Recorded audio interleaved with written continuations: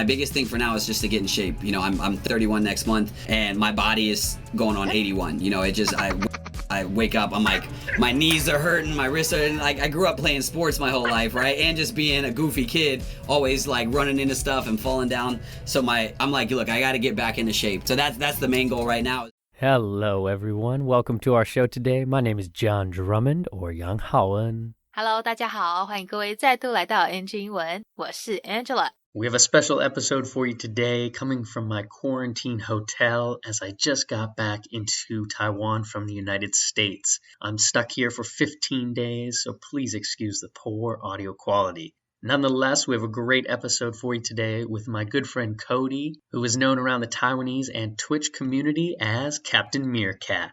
今天因为这样刚从海外回来，目前还在饭店隔离中，没办法进录音室，而是打视讯电话跟来宾进行访谈，所以今天内容的音质会比较杂一点点，好，对大家的耳朵真的很不好意思。不过今天我们访问的人 Cody 非常有趣，希望大家还是可以开心听完今天的节目。My guest today is American, but has been living in Taiwan for quite some time. He is a streamer, entertainer, YouTuber, teacher, and so much more. So everyone, please welcome to NG Ingwen, my good friend Cody. What's up, my dude? Bro, thank you so much for joining us today on NG Ingwen. It's a very special edition, as I mentioned early on in the intro. I am recording from my quarantine hotel. So what's up, brother? How are you? I'm doing well, man. Yeah, I just got done with a 4-hour stream today. I stream over there on Twitch, twitch.tv/captain_meerkat. And, you know, just hanging out with some cool communities, playing some games and having fun. Awesome, brother. Yeah, man, I love that. So there's a few things I want to dive into today with you. Entertainment, streaming, your language journey, all kinds of fun stuff. We'll jump into that. But first off, yeah, can you give a little self-introduction? Who are you and what are you doing in Taiwan? Not a problem. So my name is Cody. I came to Taiwan in 2008. I'm originally from Fort Wayne, Indiana. So Indiana, for those of you who don't know, it's a super boring place. It's a flyby state. You don't need to go there. All right. It's like you just got corn everywhere. No mountains or nothing. So I came in 2008, I was 18 at the time. It was my last year of high school. And that was my first time being on a plane, was coming here. So fast forward a little bit, that's 13 years ago I've been here now. Love it. I did a little time learning Chinese at a language center. I got my undergraduate's degree down in Tainan, and I've been teaching for the past couple of years as a full-time job to, you know, pay the bills and everything, and slowly working on other passion projects like streaming and YouTube and things like that. Beautiful, man. Well, I was thinking today we can start with kind of your entertainment journey and how you've now kind of juggled essentially teaching, streaming, YouTubing, and TV shows. So how about let's start with what got you interested in doing entertainment here in Taiwan? Well, to be honest, it was always a passion of mine. So where I grew up, it was kind of a dangerous area. I mean, I'm not going to say it was like super, but it was definitely like, you know, come home when it gets dark. Street lights come on. That's your sign to get inside because it's not a safe area. So, and my family grew up kind of poor. So movies were always an outlet. Movies and games were always like a safety blanket for me. We couldn't afford cable growing up. So it was just VHS tapes. I would just watch movies all day. So I've always had a passion for entertaining and being like, and I've always had kind of like I hate to use the word bubbly, but that kind of hyperactive personality. Jim Carrey being an acting role model of mine. So I've always had that kind of drive to do it, but never really thought I would have that opportunity, right? And then fast forward a couple years of being in Taiwan, already being able to speak the language and everything, a friend of mine was on a TV show in Taiwan, and I went there. She's from England. And I went there because she was like, hey, I'm doing a show. Do you want to come check it out? And this is when I lived in Tainan. And I was like, yeah, sure. In my mind, I'm like, yes.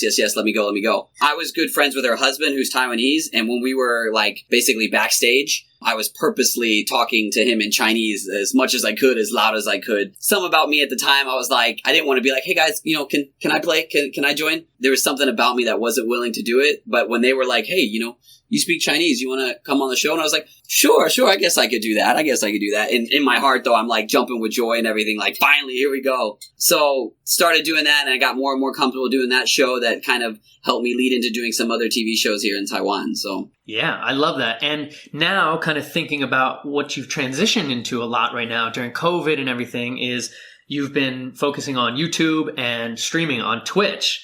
So I can see how, for lack of a better word, bubbly. I don't want to say outgoing right now. You're just such an outgoing character. You have now built this beautiful Twitch community right now. Can you share a bit about that journey? Yeah, I'd love to. So when I was saying when I was younger, right, movies were an outlet, but the other side of that was games. I was very fortunate, even though we didn't have a lot of money, my family was like, look, if you're playing games in the house, you're not outside causing problems or getting into trouble. So they were willing to buy some like Nintendo 64s and things like that I could play. Fast forward to Taiwan, I'd heard about Twitch like 3 years ago. I heard about Twitch and heard about like people can make money playing games and chatting with the community. And I never really thought that would be something I could do, but it was something that always kind of interested me. About almost a little less than a year ago, I told myself, you know what? I'm looking for something different other than teaching that I've been doing. I'm looking for kind of a way out, a way to veer away from that and go down a different path. So then I was like, you know, even if it doesn't work out, I enjoy playing games. I enjoy meeting people, talking to people. So let's stream on Twitch. And I've been very fortunate that some awesome people have joined me on that journey from all walks of life. We have people that are Taiwanese, like born and raised all in Taiwan, that they speak Chinese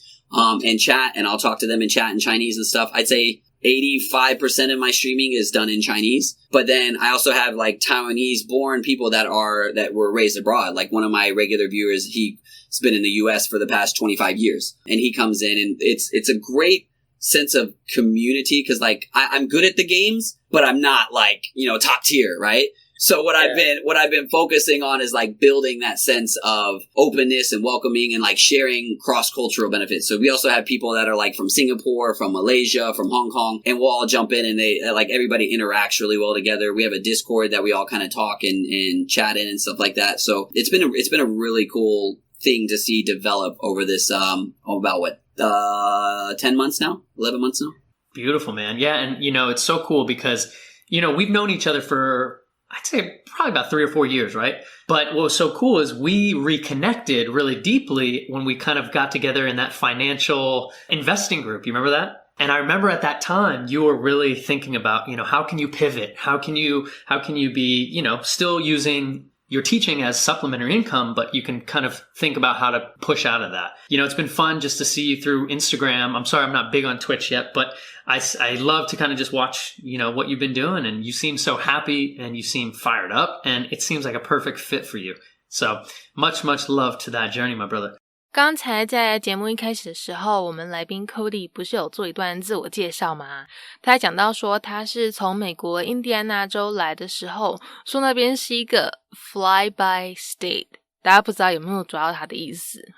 从 Cody 讲的 super boring, you do not want to go there， 超级无聊，你不会想要去，大概就可以猜到这个片语应该是在表达他那个州非常无聊，周围只有玉米田，其他什么都没有。好 fly by state， 或是其实我们也会听到人家说 fly over state， 是美国一个非常无敌道地的用法，它可以用来指在美国人口众多、经济比较发达的东岸跟西岸之间比较乡下的一些无聊的州。好，无聊到什么程度呢？无聊到飞机常常都只会 fly over， 只会飞过不会降落，因为很少人要去。好，所以这就是为什么我们讲它说是 fly over state， 因为是 fly over， 不会 land， 它就直接飞过而已。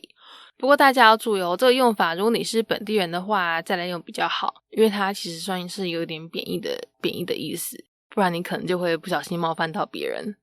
再来他提到当年18岁会来台湾是因为参加一个语言交换的活动嘛，对不对？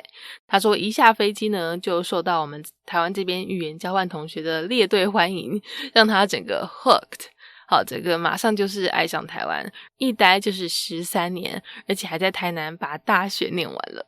这里讲的 hooked 是一个很口语的用法，它有对某人或是某事上瘾迷上或是疯狂喜欢的意思。因为 hook H-O-O-K 它原本是指钩子或是用钩子把东西勾住，那把它变成被动式 hooked 被勾住的话，我们就可以把它联想成是被吸引被迷倒，很像有一个隐形的勾勾在把你勾着这样子。我们来听个例句。This show is awesome. I was hooked after just one episode. 这节目超好看，我只看1集就迷上了，结果现在每天追剧。接着他分享到的是，因为小时候家里周遭环境不是说很安全，所以只要天一黑就都会待在家里打电动或是看电影。但是呢，也因为这样子，让他开始对电影产生一种依赖。好，就是看电影的时候会让他觉得很有安全感，而且也变得对演戏很有兴趣，像是90年代那位好莱坞喜剧天王 Jim Carrey 金凯瑞就是他的偶像。但这些一直都只是想想而已，也没有猜到自己真的会有机会可以在荧光幕前现身。直到呢来到台湾之后，因为他会说中文，有了上了综艺节目的机会，才开启了他进入演艺圈的大门。那除了电影以外呢，也因为从小就也蛮常打电动的，虽然说不是什么高手，但是也很不错。加上也有听说这个在 Twitch 平台上面可以弄电玩直播，让你边打电动边赚钱，还可以跟世界各地人互通有无，所以也就让他慢慢在平台上有了新的发展。那这边我们说的安全感呢，就是刚才在节目里面 Cody 讲到的 safety blanket。好，或是有时候你也会听到人家讲 security blanket。这片语它这边指的是像小朋友常常会带着到处走的毯子，那种会给他带来安全感的东西。像我个人小时候就是到哪都拖着一条可爱的小贝贝、小毛巾，只要有它在就很快可以睡着，安然入睡。但这个 blanket 有时候不一定真的是指毯子，而是只要任何可以给你带来这种安全感、熟悉的东西，就都可以是你的 safety blanket， 你的 security blanket。 像对于小 Cody 来说就是电影，或者像对有些小朋友而言，一个布偶、一个玩具也都可以是他的 safety blanket。 甚至像我们的手机，有没有？现代人几乎是手机不离身的，只要哪天手机不在身上就觉得很没安全感，但是只要手上有手机，哇，就好像变得万能，我天不怕地不怕这样子。好啦，我有点夸大，但大概就是那个意思，你懂的。好啦，那这段内容就先在这边告一段落，我们赶快继续来听下半段的分享吧。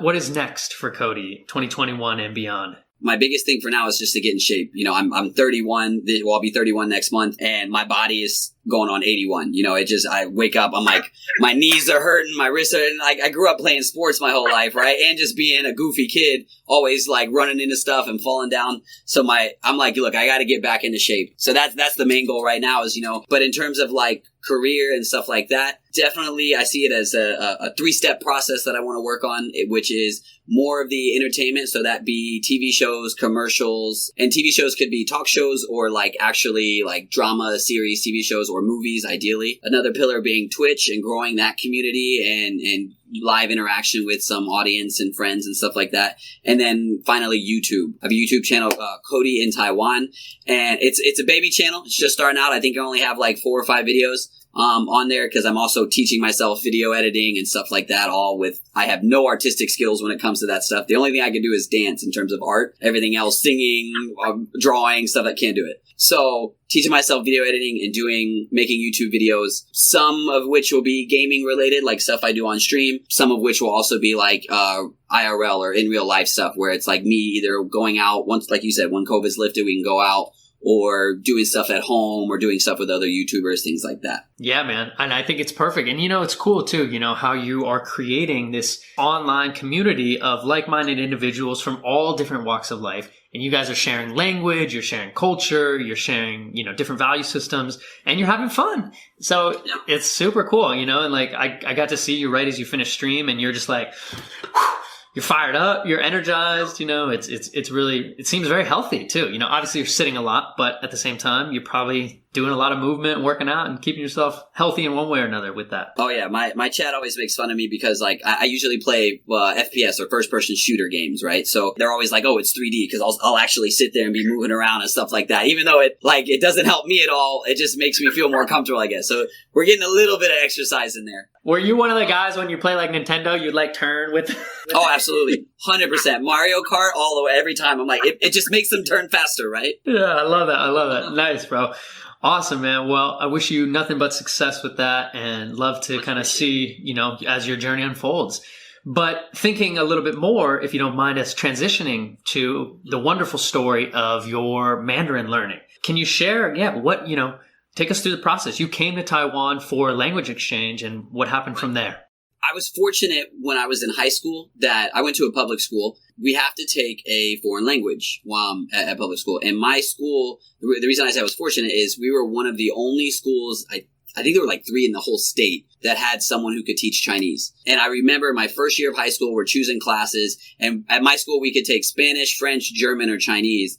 And I remember sitting there with my mom talking about like what classes I should take. And I'm like, I want to take Chinese. And she was like, that's stupid. Why would you do that? Mind you, this is back in 2006. And I'm like, because in my mind, I was thinking, look, if I can do that, then I could pick up Spanish, I could pick up French, I could pick up German. There's a very similar to English compared to Chinese, which is completely different. I spent 3 years learning because my 4th year I came here, and that was just by sheer luck too. My teacher at the time, which would have been my 3rd year of school, was like, he had a brochure introducing the school that I mentioned, my first school that I went to. And I took it home just to look at the pictures. I put the brochure on the counter, and then like 5 months later, my mom was like, get more hours at work. I was working at McDonald's at the time. She said, get more hours at work because in the next month or 2, you're going to Taiwan.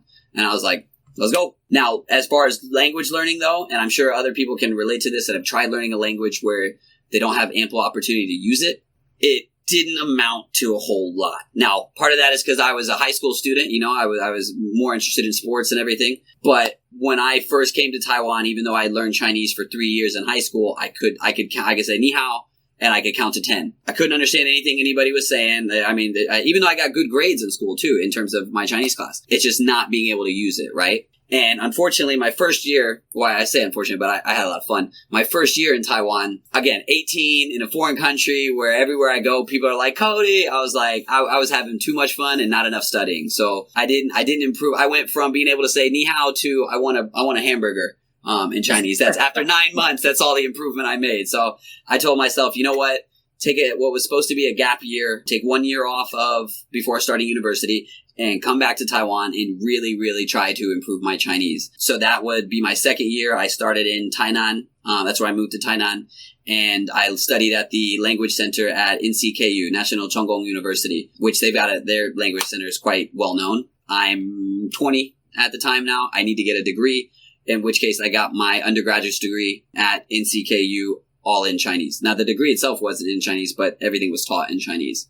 And just living in Tainan, man, living in Tainan gives you so many opportunities to use Chinese, and a little bit of Taiwanese too. Compared to like where I live now in Taipei, I can get by using English pretty easily if I need to. No doubt, man. And yeah, what a journey that's been, and how, that environment shift from being in Indiana saying ni hao, and then coming here and being like, oh, I need to actually, apply myself. So, what insight you had too at 20 years old to be like, no, probably 19 or 18 even, to be like, I need to take 1 more year, take it seriously, and look at you now. So mad respect to younger Cody. Can you think of anything that really helped you along the way? Maybe tips and advice you can share with our audience here on NG England.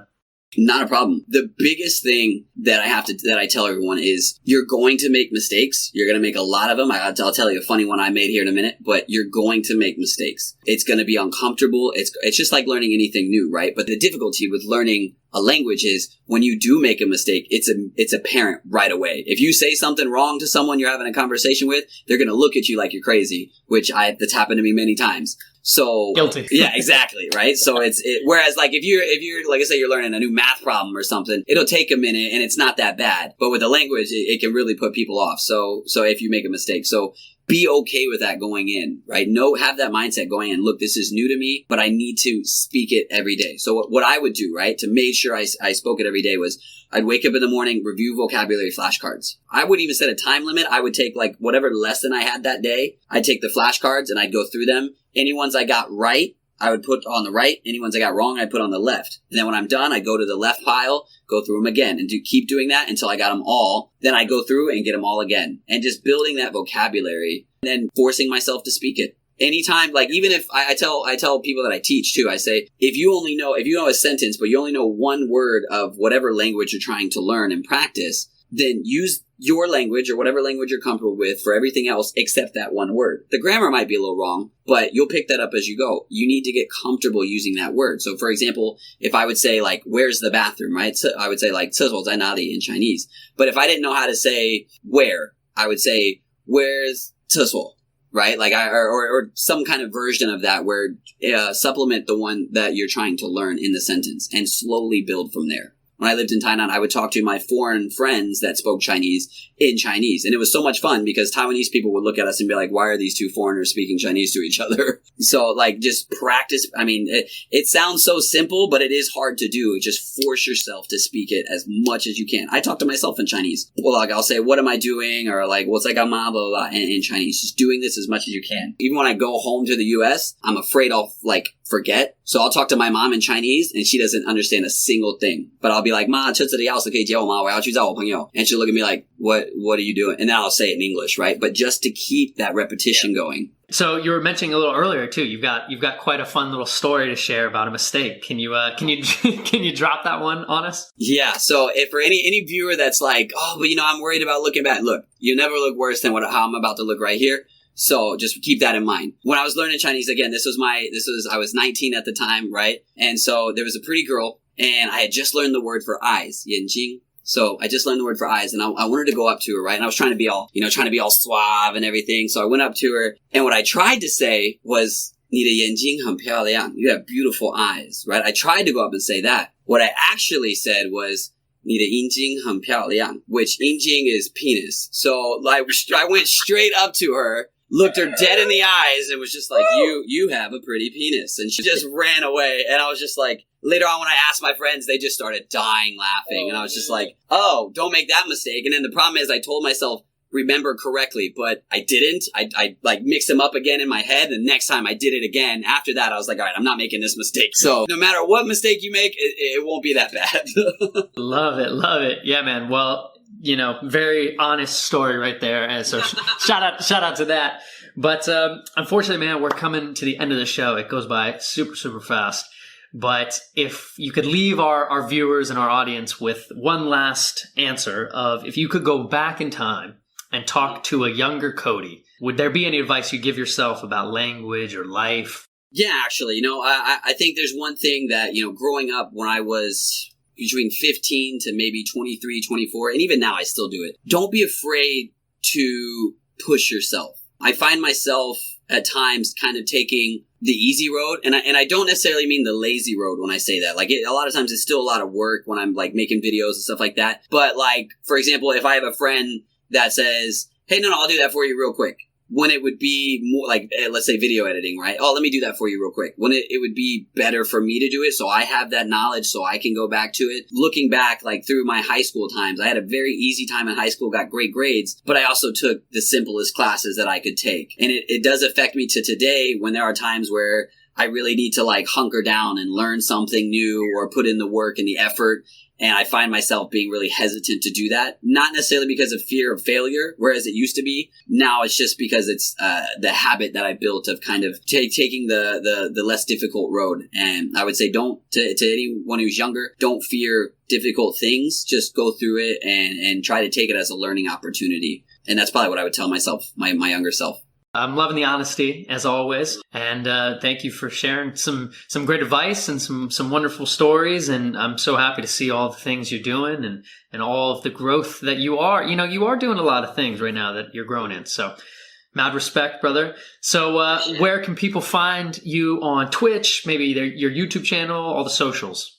Instagram, it's Cody in TW, so CODYINTW. For YouTube, it's Cody in Taiwan. And then for Twitch, it's twitch.tv/captain_meerkat. The reason is, meerkat's my favorite animal, and it's kind of boss being a captain. Love it. Captain Meerkat. All right, my dude. Is that a meerkat in the back? That is. That's what it's supposed to be. We got him a little captain's hat. We also got, when I went to Taipei Zoo, we got a little meerkat thing here too as well. So that's what that is over there. Growing the little the pirate ship community back there. Exactly. 下半段这边呢，除了提到说 Cody 打算要开始健身，把身体顾好以外，也讲到希望可以在电视节目、在电影方面有更多的演出机会。至于自己的网络平台呢，像是 Twitch 跟 YouTube， 当然也是希望可以发展的越来越好，尤其是他的 YouTube 频道现在才刚起步，只有4-5部影片而已。虽然说剪片不容易，但是一步一步来，相信很快的他的频道就会有很多收视率。讲到这边呢，我们有2个片语想要来跟各位听众朋友们分享，一个是前阵子有提过的 People from all walks of life， 好，记得吗？它意思是各行各业各个领域的人。好，那另外一个呢是 in shape， 如果你说要维持体态维持健康，那就是 stay in shape。 stay in shape， 我们听个例句， She works out every day to stay in shape， 她每天都运动保持健康。或是如果你说某个人 is in great shape， 那就是说哇，他这个人身体状况非常良好。相反的，如果是不健康发福了体能很差的话，我们可以说 in bad shape 或是 out of shape。 像假设你可能好一阵子都在家里防疫，没有上健身房，体能呢实在不太好，你就可以说 I'm really out of shape。再来 Cody 提到他在美国的时候其实就已经有先学过3年的中文，但都不太有机会可以去实际运用到，所以口说能力范围大概就是局限在你好的阶段跟我们在台湾学英文一样，考试可能可以写得很不错，但是只要一开口说就是一个很大的挑战。好，那在台湾参加语言交换之后啊，因为每天玩得太开心了，也没有在练习，所以也没有进步太多。幸好有警觉性的他呢非常向上，第2年开始上台南成功大学的语言课程，顺利把中文学好学满，好到呢他还用中文完成成大的学士学位，而且因为在台南的关系，连台语都学到不少，可见我们学语言的那个环境有多重要，对不对？那这边讲的这个学士学位，除了 bachelor's degree， 我们也可以用 Cody 用的这个字 undergraduate degree。好 undergraduate 或是 undergrad 它有大学生的意思。那如果再上去一点硕士生的话，除了可以用 postgraduate， 我们也可以说 graduate student， 或是再更简化一点直接变成 grad student。 最后博士生的话呢，最常听到的说法就是直接把字母念出来 PhD。 好 PhD student 博士生，要注意它的 P 是大写 H 小写，但是 D 一样要大写。接着他不是有跟大家分享到他是怎么练中文的吗？讲到说他会不时的讲中文，自己自言自语的时候用中文，然后跟一样讲英文的朋友也是故意用中文讲，就连回美国的时候因为怕没有环境会忘记，也继续呢用中文跟妈妈讲话，整个就是非常的投入虽然说妈妈也听得不飒飒，想说你写的公是在讲什么不过主要他可以讲得这么好，也是因为他自己不怕犯错啦，有越挫越勇的精神。像他提到的跟女生搭讪，想要赞美人家眼睛很美，但是因为发音没有发好，把眼睛不小心讲成男生的小弟弟。虽然说我可以想到那个画面，那个场景应该是无敌尴尬。虽然说犯了这样子尴尬的一个错误，也没有让他打退堂鼓，反而更努力练习。所以他建议想要学外语的听众朋友，不管是学哪一种语言，就是做好万全的心理准备去犯错练习就对了。最后 Cody 提到说，他希望自己不要老是因为怕难怕麻烦就都只选简单的事情做，有时候呢比较难走的那一条路或许会是帮助我们学习成长的大好机会哦。好啦，虽然今天的音质真的不太优，谢谢大家还是努力把节目听完，希望你们都有从这次的内容学到一些东西哦。Awesome, brother. All right, man. Well, thank you for joining us today on NG 英文 and shout out to you and all your journey, my man. Not a problem, man. Thanks for having me. It was fun. See you guys. Peace, brother. 好啦，今天的节目就到这边告一段落啦，感谢各位的收听，别忘了订阅我们的 Spotify 还有 YouTube 频道哦。那喜欢我们节目的话，也要记得到 Instagram 到 IG 上追踪我们哦。如果各位有什么其他问题是想要问来宾的，也请欢迎在底下留言告诉我们，我们一定会想办法帮你问到手。好啦，那就下周在空中相会咯，拜拜。